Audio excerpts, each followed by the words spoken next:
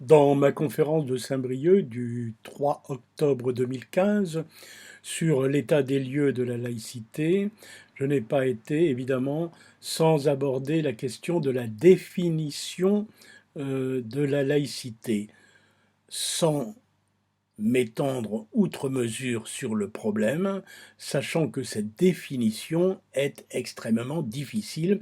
J'en ai proposé cependant deux, une courte et une un peu plus longue. Je propose donc deux définitions. La définition courte, c'est celle qui tombe sous le sens et que tout le monde admet, neutralité de l'État en matière de religion, mais chacun sent aussi qu'elle ne suffit pas et qu'elle ne dit pas l'essentiel.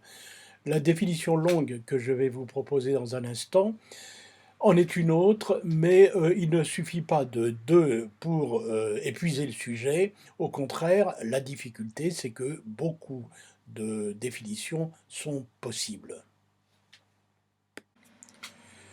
La seconde définition, je l'emprunte au rapport Stasi.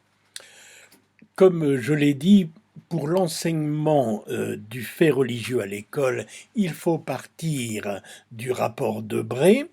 Pour ce qui concerne la défense de la laïcité, il faut partir du rapport Stasi. Les deux, d'ailleurs, rapports datent de la même année 2003.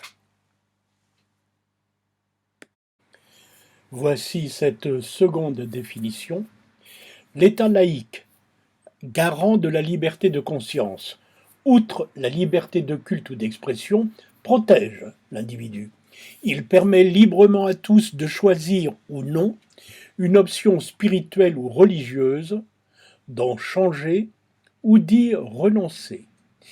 Il s'assure qu'aucun groupe, aucune communauté ne peut imposer à quiconque une appartenance ou une identité confessionnelle, en particulier en raison de ses origines.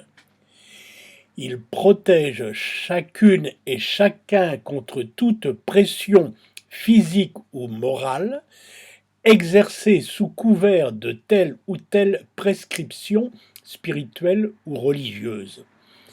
La défense de la liberté de conscience individuelle contre tout prosélytisme vient aujourd'hui compléter les notions de séparation et de neutralité centrales dans la loi de 1905. 11 décembre 2003.